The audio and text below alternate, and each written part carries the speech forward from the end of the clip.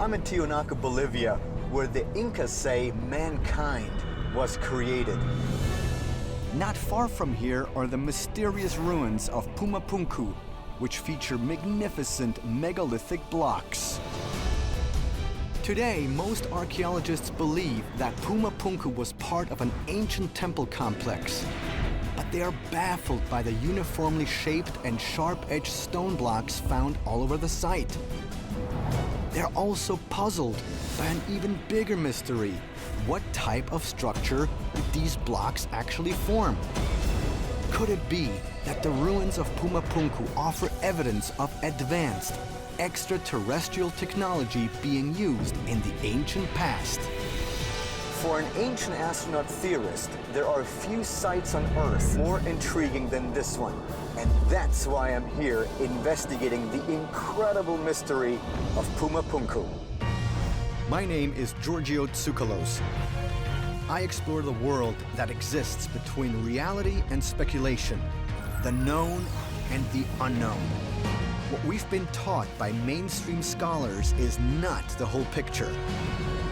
But I'm convinced that every day we are one step closer to the truth.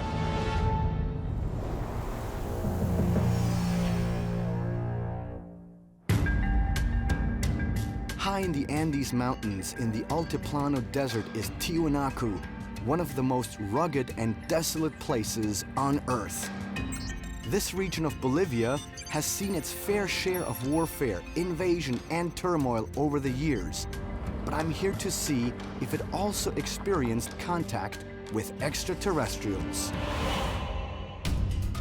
In 1549, while searching for the capital of the Inca Empire, Pedro Cieza de León and his Spanish conquistadors discovered the ruins of what looked like a massive temple complex at what is now called Tiwanaku. Mainstream archaeologists suggest that these ruins were once the center of the Tiwanaku civilization, with approximately 40,000 inhabitants. But little is known about the people who lived here or the structures they left behind. Of special interest are the walls of this large, square-shaped courtyard, which features numerous carved stone faces that suggest those of extraterrestrial visitors.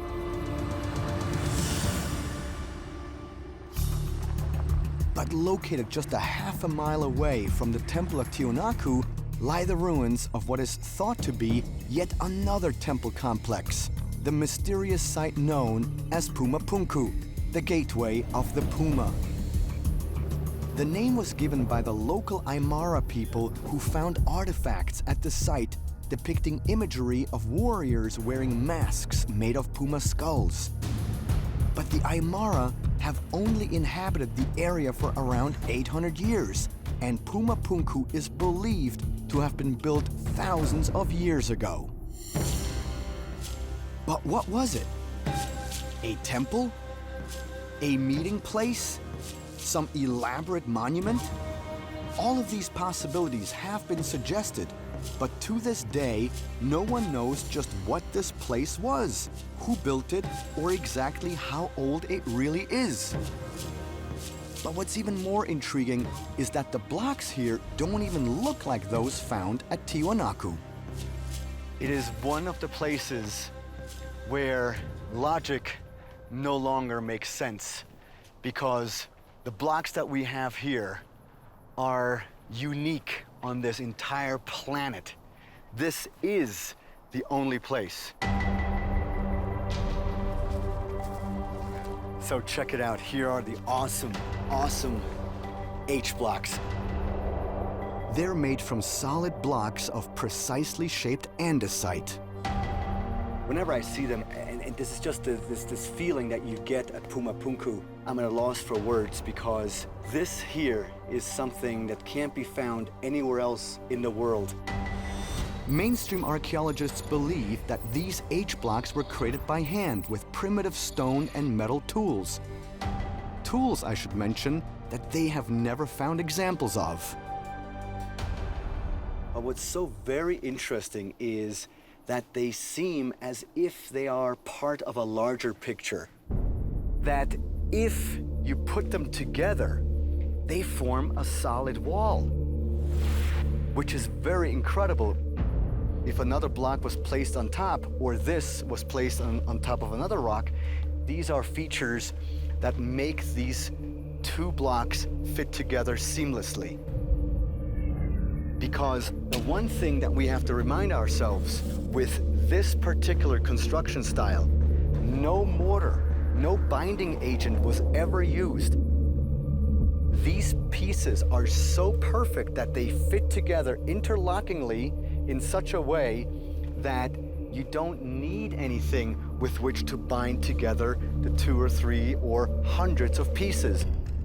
Other examples of this type of precise interlocking stonework can be found in Cusco, at Sacsayhuaman, and even Machu Picchu.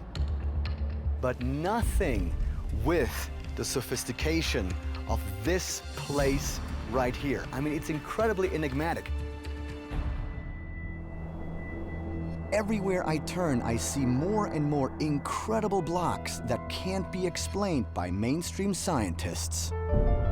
This is pretty amazing. I mean, check this out. If you look at this groove right here, I mean, forget chicken bones. You simply cannot do this with primitive tools. And you've got these holes drilled at an equidistant, as if it's some type of a female piece to a male piece. So what was it that actually fit into this? Because one thing to me is crystal clear, that this here, or any of these pieces, they have nothing to do with any type of embellishments. I mean, this here, these look like technical components, part of a larger, almost industrial construction.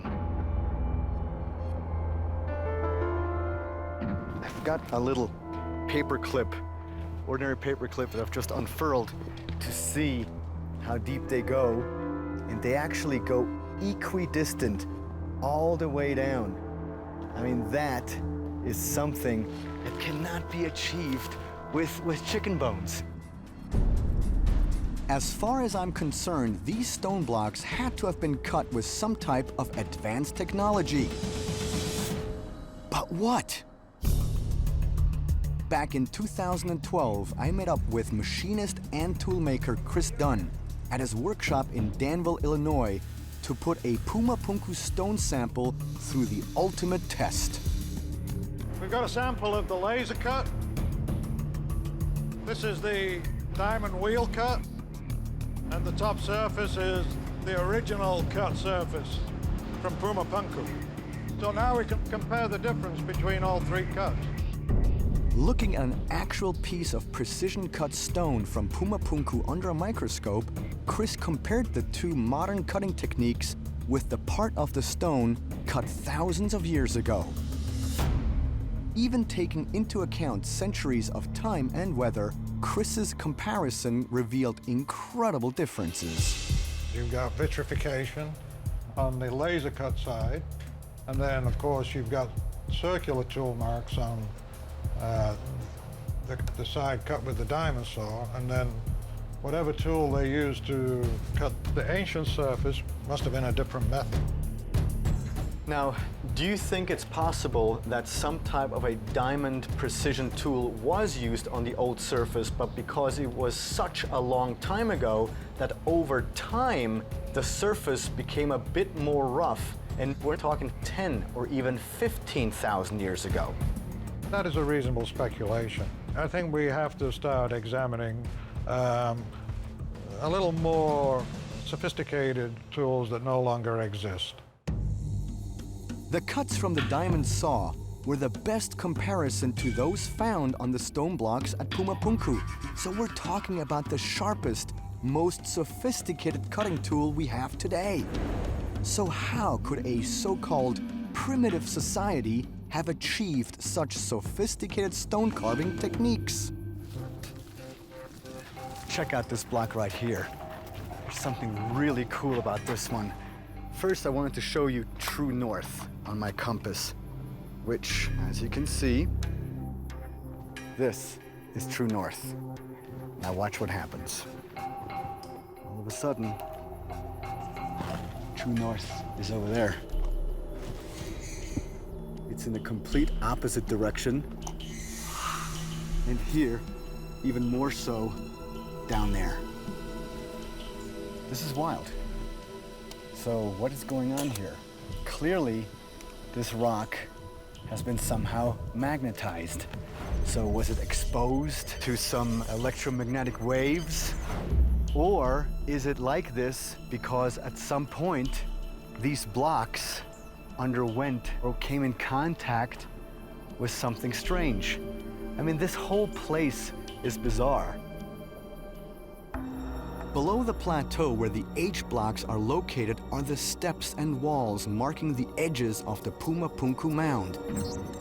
Now I can truly see the scale of the site.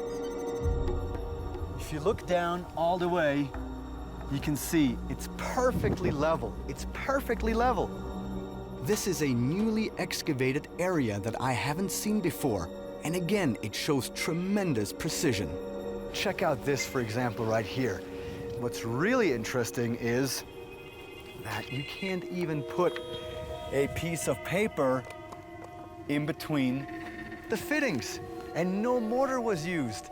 So, I mean, this is really incredible stuff, and this is very, very, very old. But at the same time, it is just utter perfection.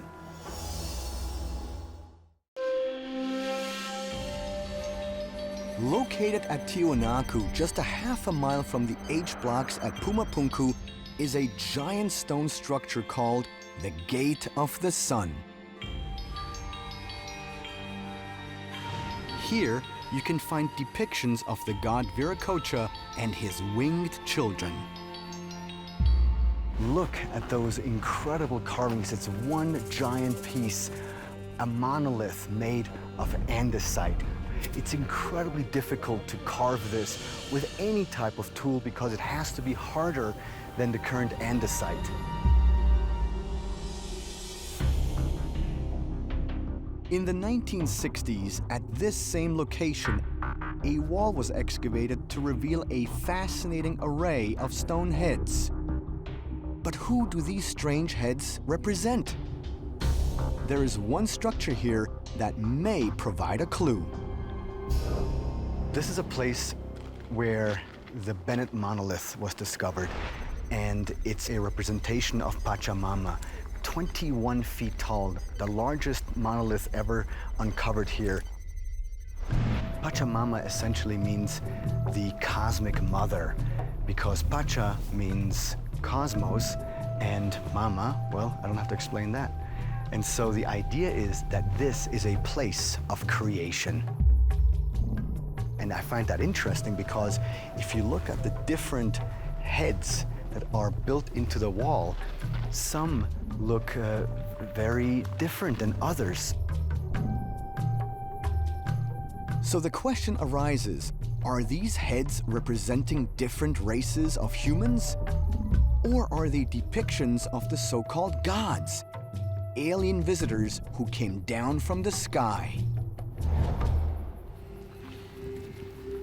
It's fascinating to look around and see these ancient monuments at Tiwanaku and Puma Punku. But I still wonder just how old these ruins really are. Before I began my investigation, I made a trip to Switzerland to talk with my good friend and mentor Eric von Daniken, who gave me some great insights into the history behind these incredible and mysterious sites. So Eric, tell me about Puma Punku, because what I find interesting is, according to some translations, somebody suggested there is a calendar there. And this calendar goes back some 20,000 or so years. Now this calendar, Giorgio, you're referring to, is clearly proven. There are scientific books written by Dr. Edmund Kiss, that's 50, 60 years ago, by Dr. Professor Bellamy. I knew him personally, brilliant explorers, and they absolutely deciphered this calendar of Tiwanaku. And it dates back at least 24,000 years in the past. But our modern archaeology does not accept these dates because it contradicts our evolution. In 1928, German explorer Edmund Kiss drew elaborately detailed recreations of what he believed once stood at both Tiwanaku and Puma Punku. He became one of the first to suggest that the ancient structures were far older than the traditionally accepted date of 200 AD. Another German researcher, Professor Hans Schindler-Bellamy, dated Puma Punku to before 10,000 BC and theorized that it was destroyed by a flood. The Spanish conquerors, when they arrived, they were up there with their soldiers, and they took the Inca, the ruler of them, and they showed them these ruins of Puma Punku. And they asked them, how did you make this? Because we, from Spain, we were not able to move such gigantic blocks. And then the Inca ruler said, it was not us who made it, it was the gods who made it, in one simple night.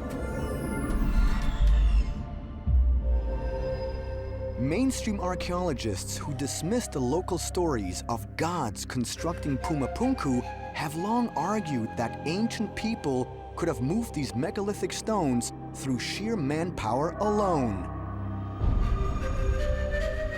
During an experiment conducted in 1966, members of the Bolivian army attempted to drag a 2-ton megalithic block and raise it using only rope.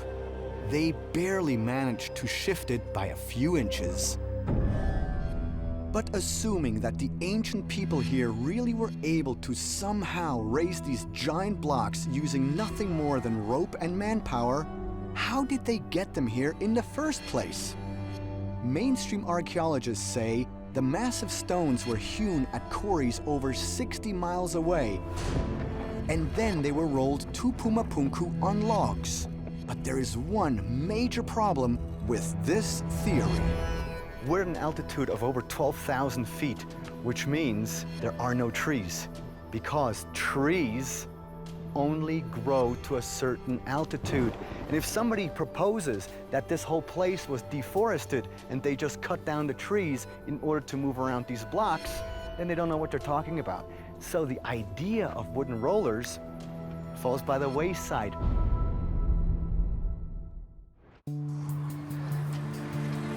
While I'm in Bolivia, I want to find out what the local people know and believe about both Puma Punku and Tiwanaku.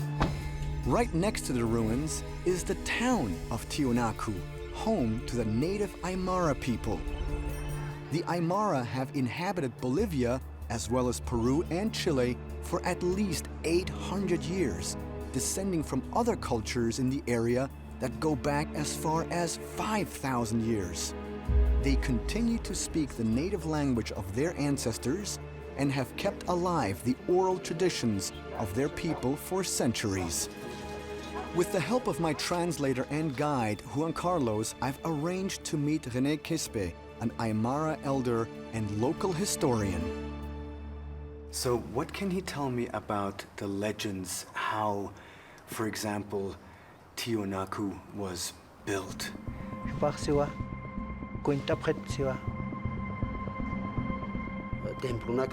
He said that also is creator of Viracocha.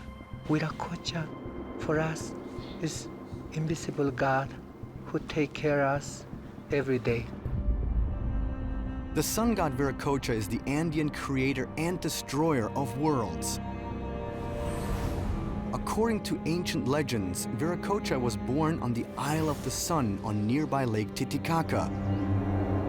Eventually, Viracocha disappeared over the water as if it were land without sinking, never to return. He was sitting near to the Lake Titicaca. How do you say, washer like that? Yes. Washer, look at that, no? I'm shocked to hear this Aymara elder mention the term watchers, because the watchers are a key component of the ancient astronaut theory. So to hear this term associated with the ancient stories of Bolivia is pretty awesome. According to the Book of Enoch, an ancient Hebrew text found among the Dead Sea Scrolls, The Watchers were a group of 200 angels sent to Earth to watch over the early humans.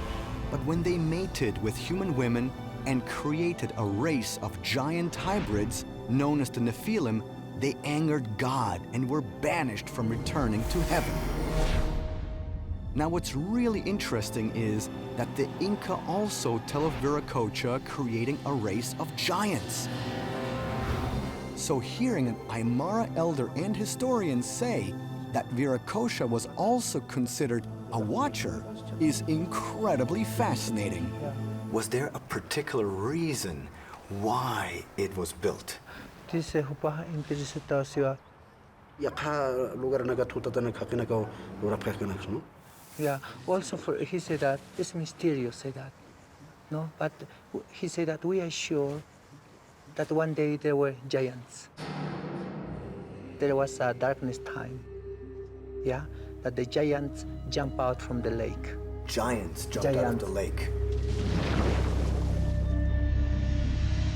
He said that the giants hold big stones and then they They were shaving off the polishing. stones. Look at that. Okay, you can see, no? Look at that, no? The question I would like to ask is if we look at the Gate of the Sun with Viracocha in the center and all those winged beings, what is the significance of it? Provincia Pakaki satan. Ukana panaga maakakutuha. Children of the sun with wings, no? Pakahakas, the eagle men. They were, how do you say, like court of Viracocha in one time. They were Viracocha's court. He said that in big ceremonies or people, they use a special mask. Yeah. Their faces would never be seen by the rest of population. Also, you can see monoliths, no? With a mask. According to the Anales de Cuautitlan, a document from 1570, Viracocha said, "If my subjects were ever to see me, they would run away." Now, when I hear that, I'm tempted to ask, did Viracocha need a mask because he didn't look anything like his subjects? Could he have been a real flesh and blood extraterrestrial? How does he react when people say, for example, that this place here could have been built more than 10,000 years ago? Piskan warang maraw kaka. He said that it's right with you because he thinking about 15,000 years ago. I agree that this place existed before the flood. Okay, he said that Posnansky, it's really is the beginner, no? It's really interesting to hear this Aymara elder mention Poznansky when talking about the date of Tiwanaku. Arthur Poznansky spent over 40 years in Bolivia researching and writing about pre-Inca archaeological sites. Poznansky proposed that Tiwanaku was around 17,000 years old, and he developed his theory after examining the connections between the ancient temple complex and sophisticated astronomical alignments. According to his theory, the structure at Tiwanaku called Kala Sasaya was built so that the sun would rise directly over the cornerstones on the summer and winter solstices. And based on the changing tilt of the Earth, you'd have to go back at least 17,000 years for that to happen. Today, many people say that Poznansky's theories are miscalculations and that it was just fantasy. He said that there are archaeologists from different countries or from interior of Bolivia come here, but they come with different mentality of the city. Poznansky, he excavated, he worked too much in this archaeological site. Look at that. Right. But another archaeologist, really they don't know about their traditions, about beliefs, no? They trash too much to the technology, say that. What a great honor to meet Aymara elder René Crespi and to ask him about the Aymara traditions. The three things that stuck out were, one, the giants. It's amazing stuff that they came out of Lake Titicaca and that they used stones with which to whittle down the giant blocks. And then the second one was the stories about the Watchers. And that is interesting to me because the stories of the Watchers exist worldwide. And then the third one was that he completely agrees with the theories of Arthur Poznański. After coming here and seeing this place firsthand once again, I'm more and more convinced that Poznański was correct and that the local stories about Tiwanaku being built by some kind of extraterrestrial beings might be more than just mythology. Much, much more.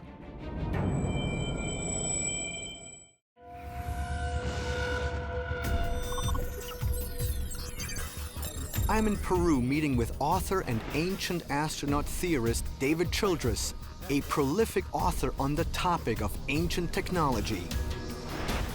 He has spent most of his life traveling the world and challenging established assumptions about mankind's history. He's just the person I need to help me sift through the evidence and connect all the dots. I really do think that Puma Punku is one of the few places in the world where common sense no longer applies. Something really weird happened at some point at Puma Punku. I mean, when was the last time you were there? I was there just about 6 months ago or so. David has studied Puma Punku for decades, and he believes that it is the key to showing the connection between ancient civilizations and ancient space travelers. One of the things that I enjoy you talking about is that when we look at these stones that obviously have been cut in a very precise fashion, that in your opinion, it had to have been done in an easy fashion with easy means. What do you mean by that? One of the things is when you see the articulation of the stones at Puma Punku, and the H blocks are such a good example. The stonemasons were getting very fancy, and they're doing things that are way beyond what they need to do. But it would seem as if with the power tools that I think they must have had, there was nothing they couldn't do. They could be as fancy as they wanted because it was easy for them. Exactly like this. It's unnecessary elaboration and decoration. You're thinking, oh, this must be so much labor and moving the stones and cutting the stones. Yet it had to be easy for them. And moving the stones too must have been easy for them. It's not something that's so incredibly difficult as we would imagine that primitive architects and engineers would be doing. It has been suggested that some sort of anti-gravity technology may have been used at Puma Punku to lift and place the massive stone blocks. But if that were true, it would certainly suggest that some sort of highly advanced technology was in play here. You have also the areas with keystone cuts and the poured clamps of molten metal that went into those cuts. Yeah, just like these. Yeah, right.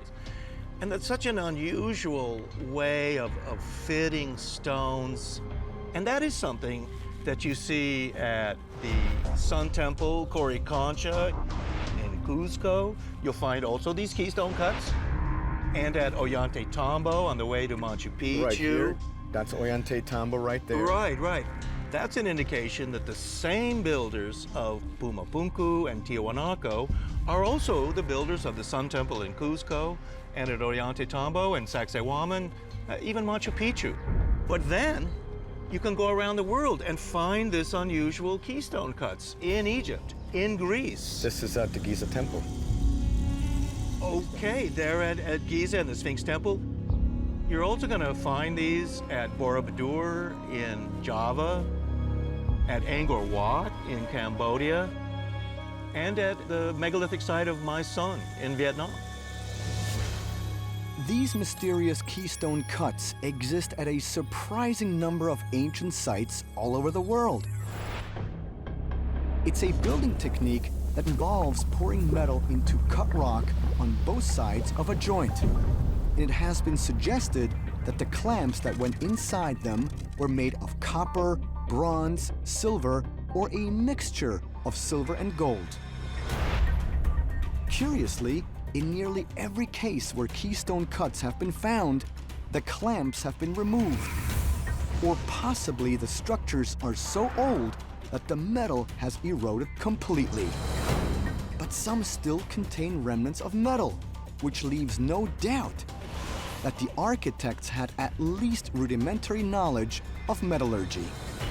You know, stuff like that is sensational because it would imply one of two things. Either, as you say, they were the same builders, or that they were the same teachers. Because clearly it is not a similar construction style, it's identical. It's not something that could really have been developed independently. And so the mainstream archaeologists are basically just ignoring this, because if they were to discuss this, it would completely wreck their whole theories that these people are isolated from each other. I mean, they had to be made by the same kind of engineers and architects. I'm in Peru with fellow ancient astronaut theorist David Childress. We've been discussing the precision-cut stone blocks found all over Puma Punku. Many of the blocks contain keystone cuts, which are also found at other megalithic sites. But these aren't the only striking similarities that exist between Puma Punku and other ancient sites found throughout the world. There's so many similarities, including the monolithic doors that you have at Puma Punku and Tiwanaku, where these doors are just cut out of one solid piece of granite. And you find that too at Persepolis in Iran, for instance. And then on top of all that, you've got the Fuente Magna Bowl that's now in the Precious Metals Museum in La Paz. Thought to be over 5,000 years old, the Fuente Magna Bowl was discovered near Lake Titicaca by a local farmer in the 1950s. It features hundreds of triangular carvings that are strangely similar to the cuneiform text used by the ancient Sumerians. But what is a bowl featuring Sumerian text doing more than 8,000 miles from Sumeria, or as we know it today, Iraq? Could it be further evidence that what ancient astronaut theorists have been saying for decades might be true? Could early humans at one time really have been influenced by visitors from another planet?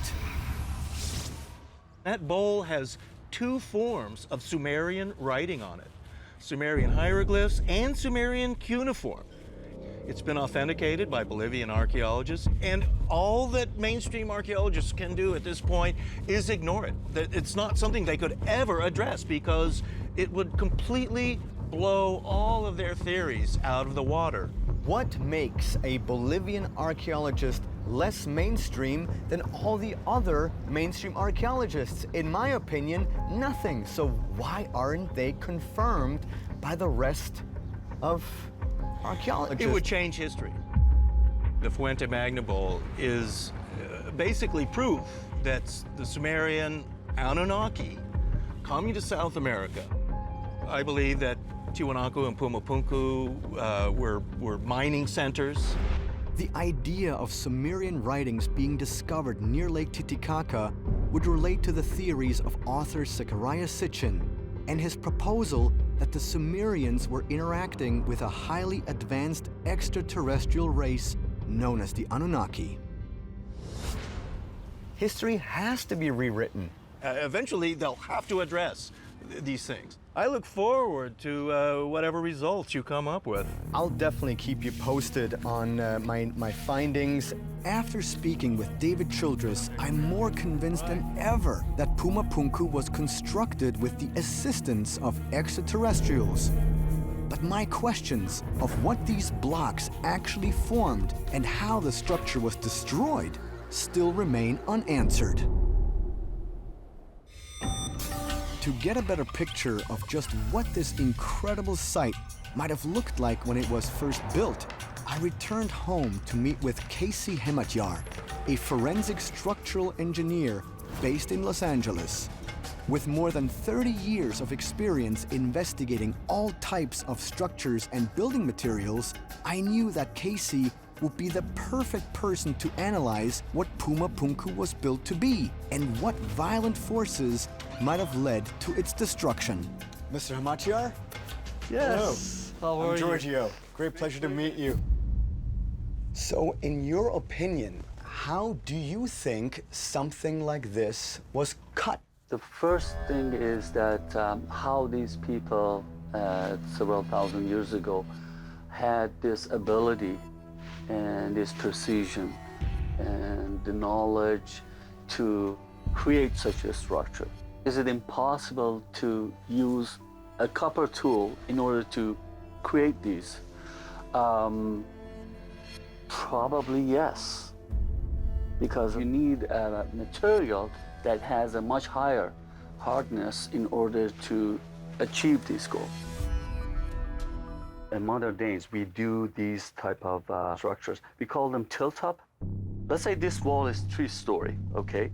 So what we do, we come right next to that particular site.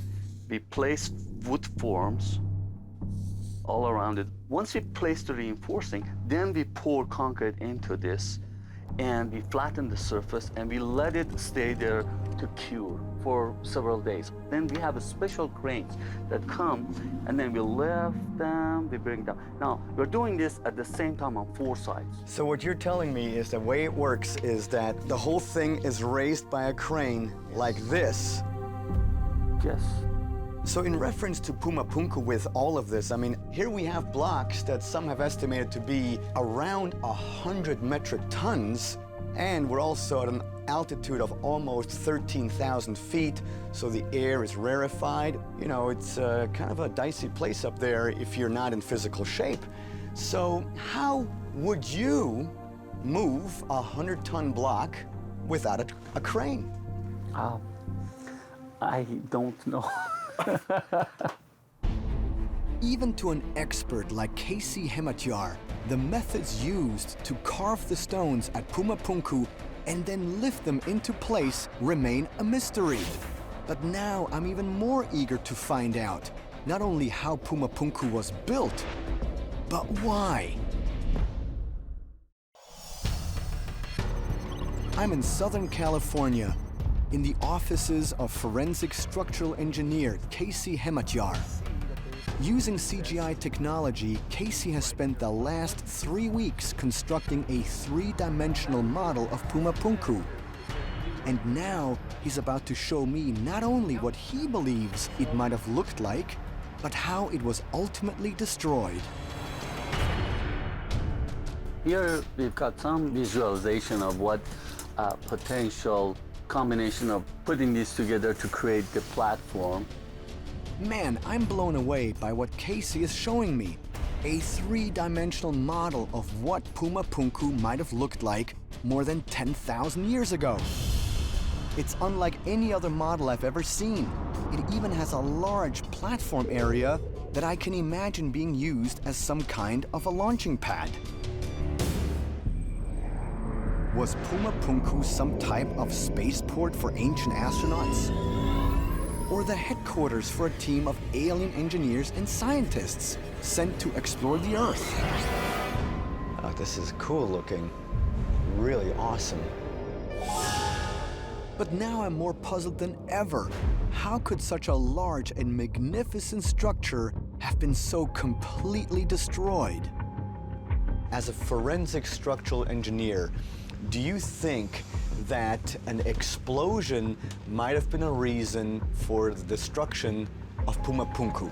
The size of these stones, the weight of them, the mass, and the way I look at the pictures, the remains of these, it's my opinion that it would be very remote that would have been the cause. Okay, so then what does that leave us with? The concept of flood would make more sense to me. Casey's computer animation of Puma Punku is consistent with various theories which suggest that the enormous stone blocks were somehow lifted up and then dropped down. It's also consistent with what I've been hearing from everyone I've spoken with so far, that Puma Punku was built sometime before the Great Flood. His soil becomes almost liquid, getting saturated by water. It loses its stability, and therefore it's not capable of providing support to the structure above anymore. And with the movement of water itself, that can cause movement of those objects. The idea that Puma Punku was destroyed by a flood makes perfect sense because seashells and fossils of fish have been found here even though the nearest body of water is more than 10 miles away. The cataclysm or the flood is strong enough to jumble up the original place of these blocks right away. Every legend, every mythology has a core of truth, and that is my quest. Casey, thank you very much for your time. There is now very little doubt in my mind that Puma Punku was built with some sort of extraterrestrial technology, and that its destruction was probably caused by a great flood, perhaps the same flood that is described in the Old Testament. This has been an amazing journey, and while I'm even more convinced that mankind had alien ancestors, I need to find more evidence. And so this is why I'm off, once again, in search of aliens.